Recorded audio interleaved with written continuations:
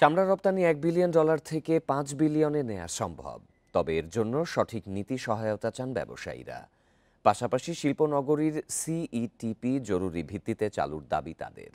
বৃহস্পতিবার লেদারটেক এক্সপোতে এই দাবি করেন তারা। এ সময় বিডা নির্বাহী চেয়ারম্যান বলেন, চামড়ার কাঁচামাল আমদানি শুল্কমুক্ত করতে কাজ করছেন তারা।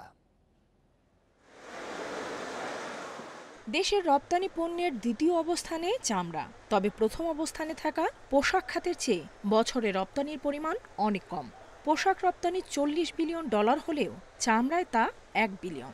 এই বিপুল ফারাকের জন্য নীতি সহায়তাকে অন্যতম কারণ বলছেন ব্যবসায়ীরা।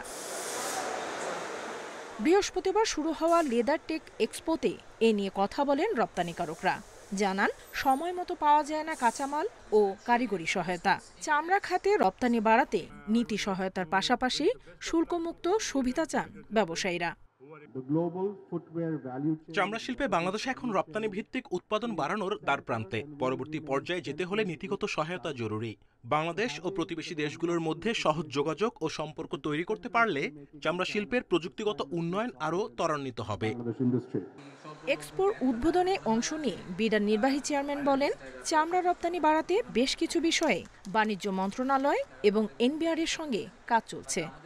আশা থাকবে যে অফকোর্স আমাদের যারা উদ্যোক্তা আছেন তারা ওনাদের মতো করে চেষ্টা করছেন, বাট আমাদের সরকারের পরে পরবর্তীতে যেই সরকার আসবে তারা একইভাবে চামড়া শিল্পকে অগ্রাধিকার দিবেন এবং তারা চামড়া শিল্পে যেই পলিসিগত সাহায্যগুলো করা দরকার এটাকে ঠিক একইভাবে textile and garments industry level নিয়ে যাওয়ার জন্য সেটার ব্যাপারে সচেষ্ট হবেন।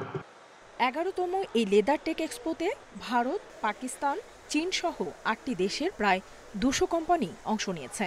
রোববার এই আয়োজনের শেষ দিন।